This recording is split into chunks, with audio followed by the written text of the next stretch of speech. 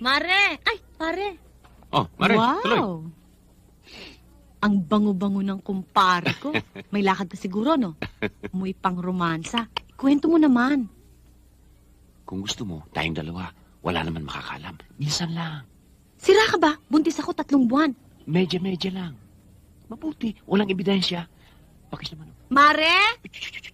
Joke, joke. Andito ako, Maring Dora, sa kusina. Kumain ka na ba? Ayoko, daing na naman. O ano, pwede ka ba mamayang gabi? Si Atty. Tengkong aga-aga ako tinawagan. Si Aling Ruperta naman. Kahit masakit ang ipin nun, basta madyong darating yon. Nagmadyong na tayo kagabi. Madyong na naman ngayon. Sige na, nangungusume ko eh. Bakit na naman? Paano yung asawa ko?